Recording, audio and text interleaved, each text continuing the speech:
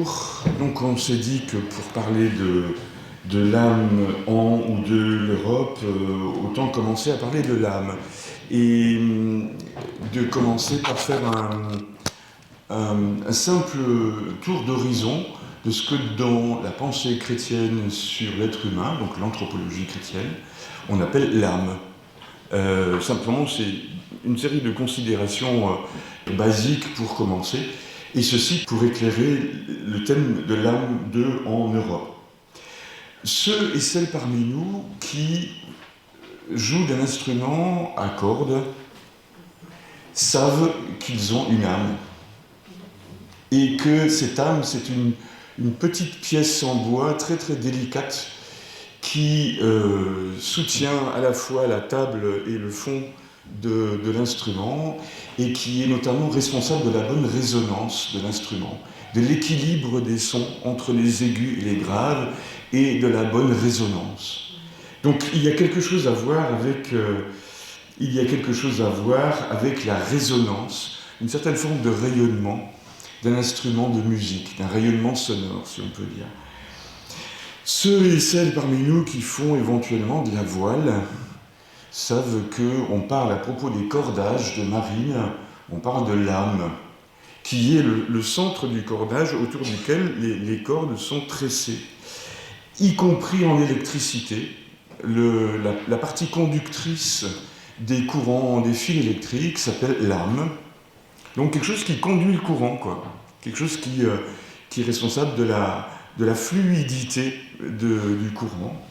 Ou alors en héraldique, la fameuse phrase souvent très énigmatique qui suggère l'explication du blason s'appelle l'âme. Donc là encore, ça peut être quelque chose de relativement énigmatique, et pourtant c'est un principe d'éclaircissement, quelque part d'explication. Et donc à partir de là, passons quand même à la pensée chrétienne sur l'âme.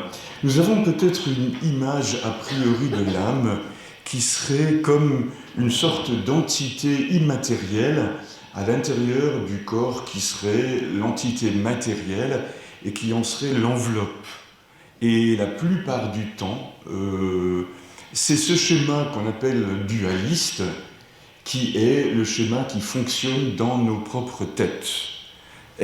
Or, il se trouve que ce n'est pas représentatif de l'anthropologie biblique. Même si dans la tradition chrétienne, nous avons l'habitude que nous parlions de l'âme et du corps, et qu'à la mort, l'âme s'échappe du corps, etc., que l'âme survit, ok. Malgré tout, cette pensée qui oppose en quelque sorte le corps et l'âme, ce n'est pas la pensée biblique. Dieu, dans la Bible, crée l'humain en le modelant et en insufflant son souffle. Et ce souffle a été traduit dans les différentes traductions bibliques par âme. Sauf que les traducteurs avaient très souvent en tête les catégories grecques de l'anthropologie. Et donc, dans les catégories grecques de l'anthropologie majoritairement, effectivement, l'âme est un principe immatériel. Chez Platon, qui est tombé du ciel, qui existait avant, qui est tombé du ciel dans la matière, et c'est un destin qui n'a rien d'enviable chez Platon. Et donc l'être humain est issu de cette chute de l'âme dans le corps, et il n'a comme autre objectif, normalement, dans sa vie, s'il en prend conscience, que de faire en sorte que l'âme s'échappe du corps, se libère de la matière, s'échappe de l'enveloppe. Or, ceci, ça n'est pas du tout la pensée biblique. Dans la pensée biblique, l'être humain est indissociablement corps et âme, pour utiliser ces mots, c'est-à-dire que si la Bible parle du corps, et très souvent elle parle de la chair, c'est le corps ou la chair vivante. C'est le corps vivant. Et si le corps est vivant, il est vivant par l'âme. Et de la même façon que quand la Bible parle du souffle, en fait, elle ne parle pas que d'un principe immatériel, elle parle d'une réalité qui est incarnée. Donc les deux sont indissociables dans la pensée biblique. Un souffle incarné ou bien un corps vivant.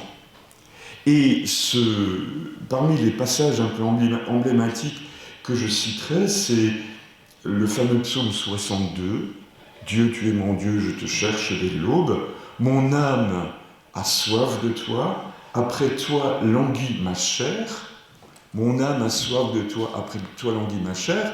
C'est dans la poésie biblique deux fois la façon de dire la même chose deux fois, mais d'une part c'est du point de vue du souffle, et de l'autre part c'est du point de vue de la chair. Mais c'est la même chose, c'est l'être humain qui aspire à Dieu. Après toi languit ma chair, terre aride, altérée, sans eau. Je t'ai contemplé au sanctuaire, j'ai vu ta force et ta gloire. Ton amour vaut mieux que la vie, tu seras la louange de mes lèvres. Toute ma vie, je vais te bénir, lever les mains en invoquant ton nom. Comme par un festin, je serai rassasié, la joie sur les lèvres, je dirai ta louange. Un peu plus loin, tu es venu à mon secours, je crie de joie à l'ombre de tes ailes.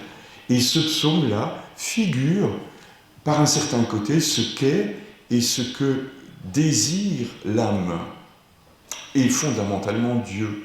Donc si on peut résumer la pensée biblique sur l'âme, elle est en tout premier lieu ce qui fait que l'être humain est vivant. Et donc même la vie biologique procède de l'âme. Au premier degré, la vie biologique procède de l'âme, même si quand on dit être vivant, c'est désigner plus que simplement la vie biologique. Au deuxième degré, l'âme, c'est la capacité de dire « je ». Mon âme a soif de toi. Dans le texte, il est écrit « mon souffle a soif de toi. Après toi languit ma chair ». C'est une façon de dire « je ». J'ai soif de toi. Je suis habité par une soif de toi. Donc une façon de dire « je ». Et en même temps, donc c'est, si vous voulez, la personnalité. Et si on veut franchir un certain nombre de siècles d'évolution de la pensée philosophique occidentale moderne dira que la capacité de dire « je », c'est le sujet. Ce savoir être un sujet. Et la Bible désigne cela par « mon souffle, je ». Et puis, dans la mesure où ce souffle à Dieu, aspire à Dieu, et tant qu'il n'est pas en Dieu, il se sent une terre aride, altérée, sans eau. Et bien là, on a une expression du désir. Et donc le désir est fondamentalement, procède de l'âme et fondamentalement, il est un désir de Dieu. Et c'est là-dessus que saint Augustin a bâti une bonne partie de sa pensée. Tant que l'âme n'a pas trouvé Dieu, elle est comme extérieure à elle-même. Elle ne s'est pas trouvée elle-même non plus. Je t'ai aimé, beauté, dit-il en parlant à Dieu. Eh bien, j'étais à l'extérieur de moi-même et tu étais au-dedans de moi. L'âme est, si vous me passez l'expression, à côté de ses pompes, lorsqu'elle n'a pas trouvé Dieu. Et donc, ce souffle par lequel Dieu crée l'être humain se caractérise par ces trois réalités-là. C'est à la fois la vie, c'est à la fois le sujet, et c'est à la fois le désir. Là-dessus, les pères de l'Église, qui étaient pétris de culture grecque, ont fait le lien, ont concilié la pensée grecque et la pensée biblique, et ont trouvé qu'il y avait dans la pensée, dans l'anthropologie philosophique grecque, des aspects qui pouvaient très très bien expliciter aussi la pensée biblique, donc dans un travail tout à fait théologique. Et ils ont considéré que l'âme étant orientée vers Dieu, cette âme est une âme spirituelle, et que ce qui fait la partie spirituelle de l'âme, c'est cette capacité à connaître et cette capacité de s'autodéterminer par des décisions. Donc l'intellect et la volonté sont les caractéristiques ou les facultés spirituelles spécifiques de l'âme humaine. Et Augustin est quelqu'un qui voulait développer beaucoup l'idée que l'âme humaine est à l'image de Dieu, et donc il a proposé que l'âme humaine soit elle aussi, et la dimension spirituelle de l'âme soit aussi trine, et il a ajouté toute la dimension de l'intériorité comme troisième dimension de l'âme humaine, l'intellect, la volonté, l'intériorité, qu'il n'appelle pas intériorité, mais qu'il appelle mémoire. Donc chez Augustin, chez les pères de l'Église et chez les médiévaux, ce qu'ils appellent la mémoire, ce n'est pas la capacité de mobiliser des souvenirs, mais c'est l'intériorité. Et on retrouve cette idée du sujet. Le fait qu'on soit capable, dans notre fort interne, d'un dialogue interne avec nous-mêmes, et c'est ça, cette espèce d'agora interne qui est l'intériorité et qu'Augustin appelle la mémoire. Ce qui fait que nous sommes à l'image de Dieu. Et ce sont les caractéristiques trines, pour Augustin, de l'âme. Ils ont introduit un élément en philosophie grecque qu'on appelle nous, ce qu'ils appellent la fine pointe de l'âme, et la fine pointe de l'âme, et ce par quoi l'âme humaine est en lien avec Dieu, ce par quoi elle aspire à Dieu, c'est au fond le siège de l'image de Dieu.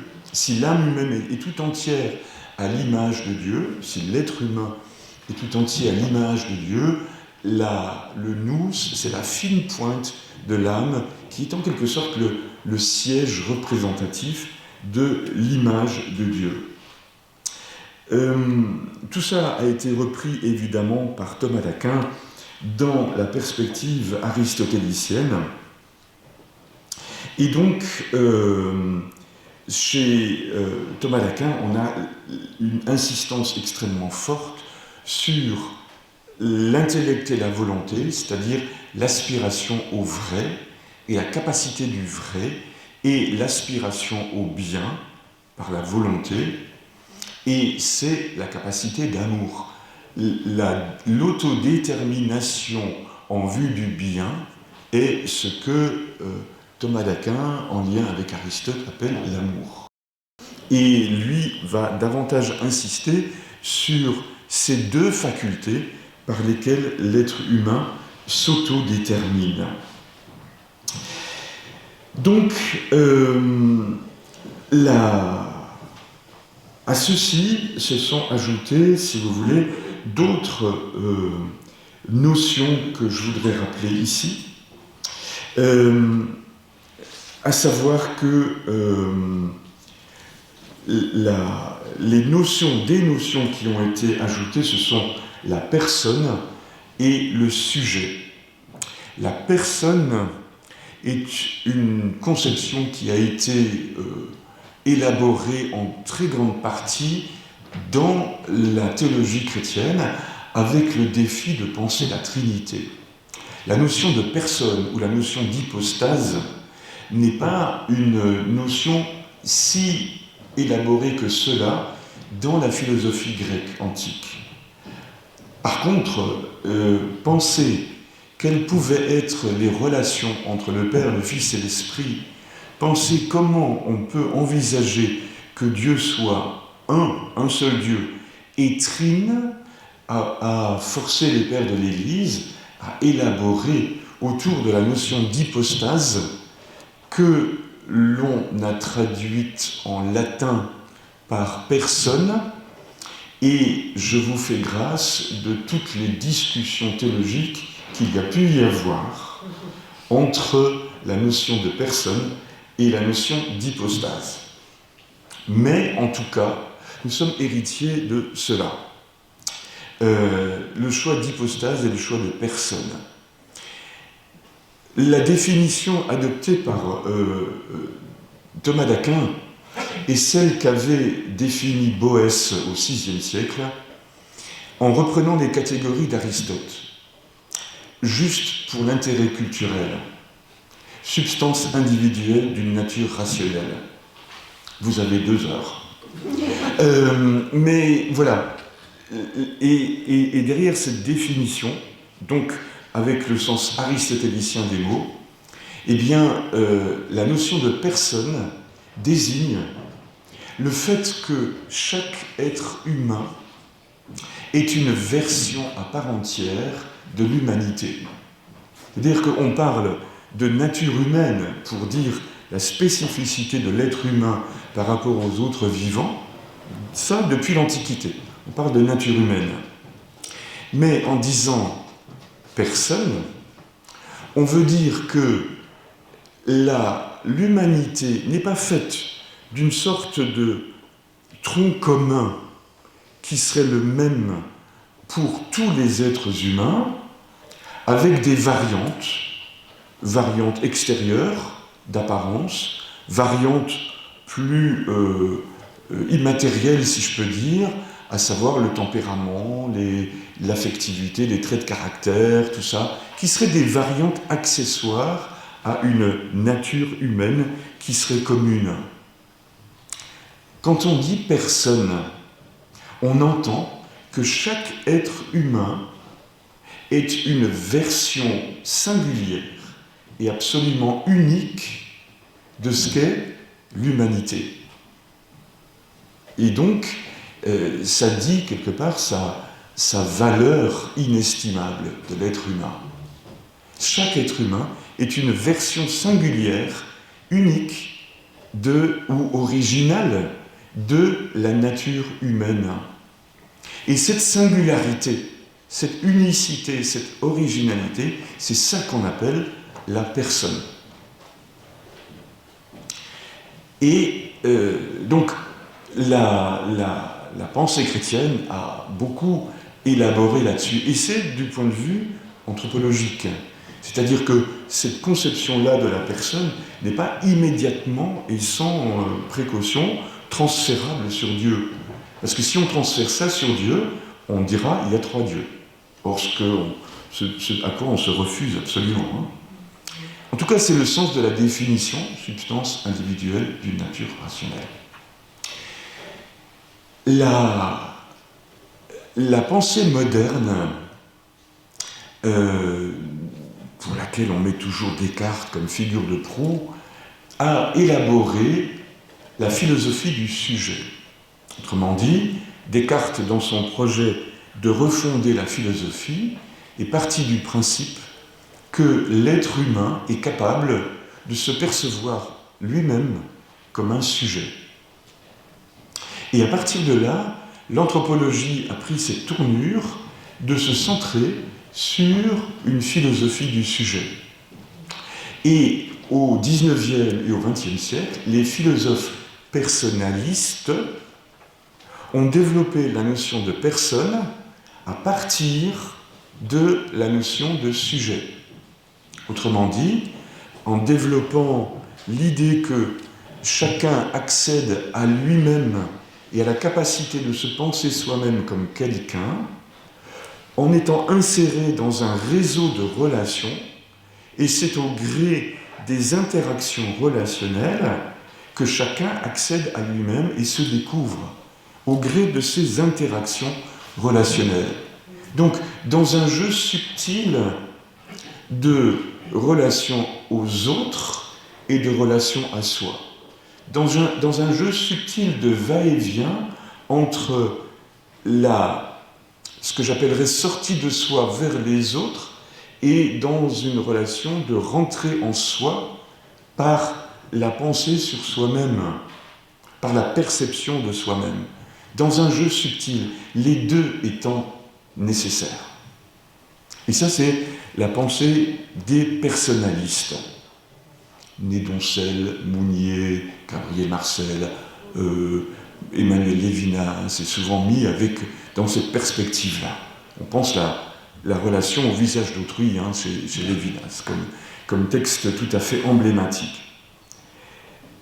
Tout ceci a forgé une anthropologie qui a été d'ailleurs beaucoup reprise notamment par Paul VI, par Jean-Paul II, qui était un personnaliste lui aussi, qui était marqué par le personnalisme de Scheler, Max Scheler. Et donc la pensée anthropologique du XXe siècle s'est beaucoup attribué ces notions-là, personnalisme, philosophie du sujet, pour parler de l'être humain.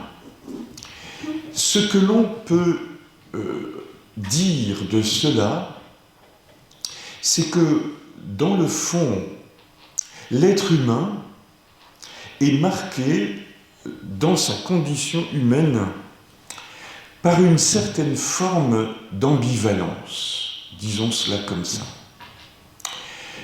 qui tient dans le fait qu'il accède à lui-même à la fois par une réflexion sur soi, et cette réflexion peut être marquée par une question lancinante, sinon angoissante, celle de sa propre identité, qui suis-je ? Et question qui est centrée sur soi-même, question qui est en relation avec soi-même, mais à laquelle on ne saurait répondre véritablement qu'en sortant de soi pour être dans les relations avec d'autres, et y compris dans le sillage de Lévinas, on dira, pour être soi-même agent et au service de la prise de conscience de soi des autres. Et ça, c'est quelque chose qui est extrêmement, par un certain côté, ambivalent.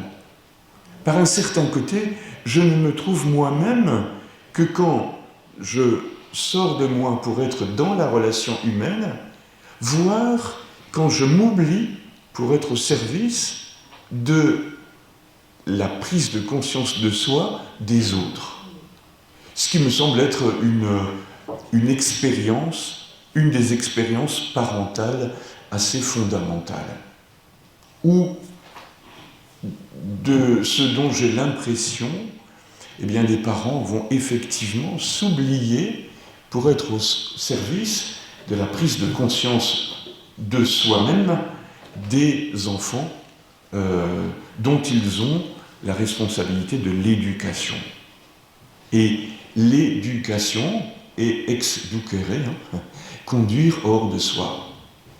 Conduire les enfants, ceux par rapport à qui on a une responsabilité éducative, vers une prise de conscience d'eux-mêmes en les emmenant à chercher cette prise de conscience de leur propre identité ailleurs que simplement dans le fond d'eux-mêmes.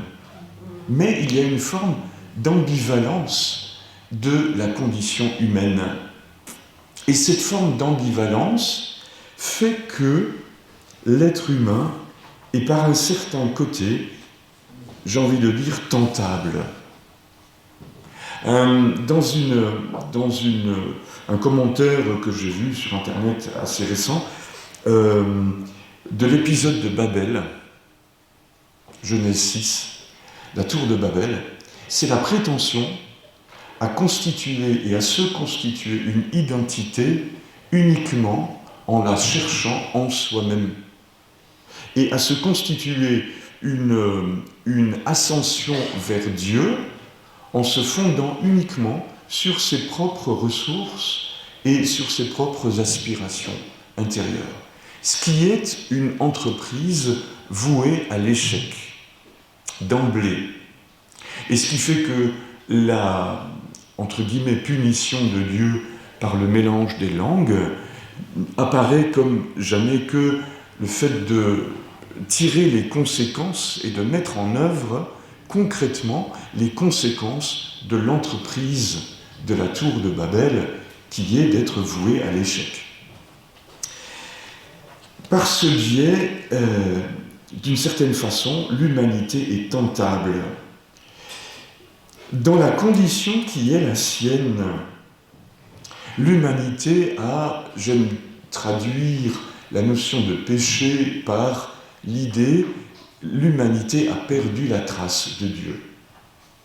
Et donc, elle est tentable par le fait de se replier sur elle-même de ne chercher que dans ses propres ressources ce qui donnera son identité, et ceci au plan personnel comme au plan collectif. Chercher en soi sa propre identité, chercher à se constituer sa propre identité.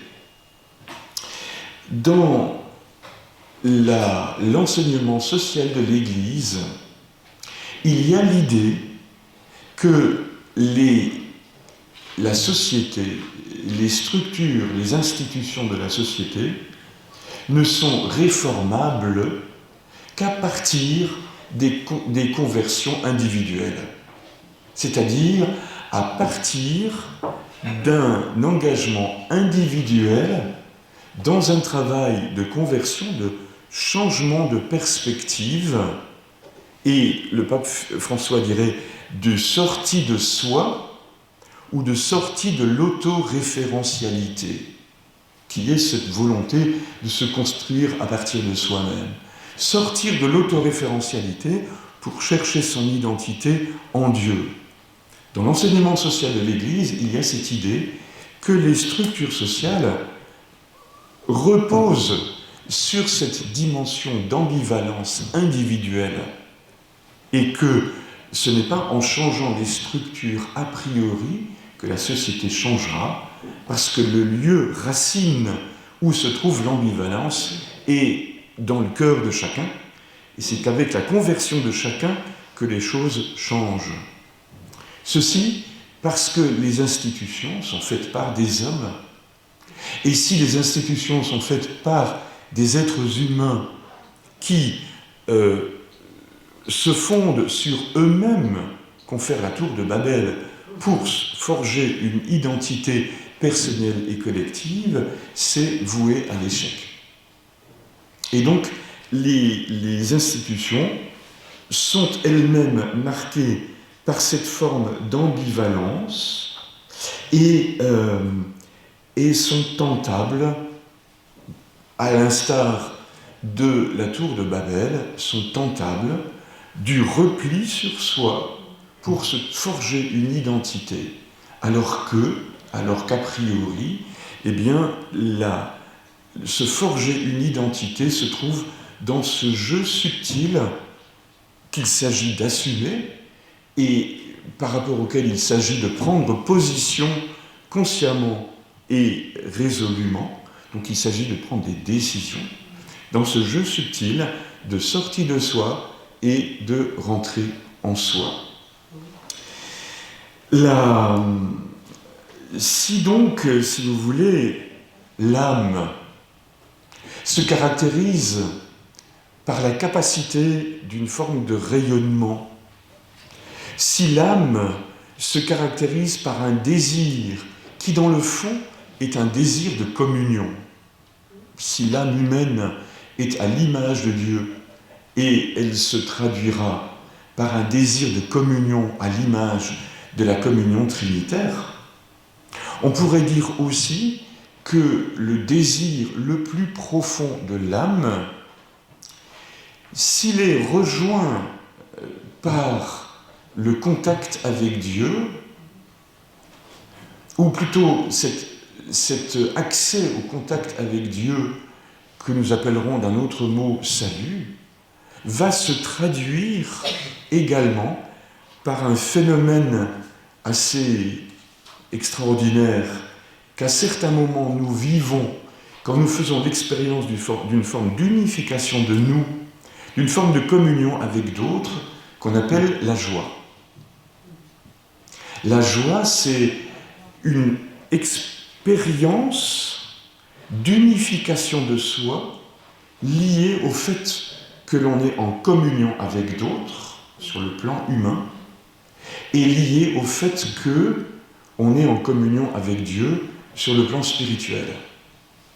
Le fait, pour le dire autrement, de se reconnaître validé dans sa propre existence par le regard d'autres personnes et par le regard de Dieu déclenche un phénomène de résonance, pour reprendre l'image de l'âme musicale, un phénomène de résonance un phénomène d'exultation, un phénomène une expérience existentielle d'être confirmé dans sa propre existence, et ce phénomène s'appelle la joie. Et on y est accessible précisément si on est accessible à la relation à autrui, et si on n'est pas purement et simplement centré sur soi. Parce que si on est centré sur soi, on n'est pas capable d'accueillir le regard d'autrui qui valide notre existence. Et donc, si vous voulez, les institutions sont attractives. Les institutions créent une adhésion lorsqu'elles sont en mesure, à mon sens, de mettre l'humanité individuellement sur les chemins des aspirations de son âme. Lorsqu'une institution est au service, se reconnaît au service des aspirations les plus profondes de l'âme humaine, à ce moment-là, on dira peut-être que ces institutions ont une âme et que se passe quelque chose qui fait qu'elles sont attractives, qu'elles rayonnent et qu'elles donnent envie d'y vivre et de les faire vivre. Monsieur, il va falloir... ça fait 30 minutes. D'accord, merci. J'arrive à la fin. Pour une fois, je n'ai encore pas 2 pages de plus de prévu. Mais c'est vraiment le dernier paragraphe. Donc, si vous voulez, dans une société marquée par une pensée du repli sur soi ou individualiste, on est d'une certaine façon d'emblée en situation de frustration et de privation de la capacité de vivre la joie et de vivre la communion. Et donc, eh bien, on va chercher des ersatz de communion et des ersatz de joie. Pas la peine de faire une grande liste pour cela. Dans la foi chrétienne, alors, du point de vue social, du point de vue sociétal, par un côté, on peut envisager que les institutions soient laïques, mais qu'elles envisagent que l'être humain est porteur d'une transcendance, quels que soient les noms que l'on mette sur cette transcendance, et que les institutions soient au service de la transcendance des personnes. Dans une perspective chrétienne, on met des noms particuliers sur cette transcendance. Et dans cette perspective-là, nous voyons que la foi chrétienne propose de jeter un regard sur le Christ qui, ayant la condition de Dieu, ne retint pas jalousement le rang qui l'égalait à Dieu, mais qui s'est abaissé, devenant semblable aux hommes, jusqu'à la mort, et la mort sur la croix.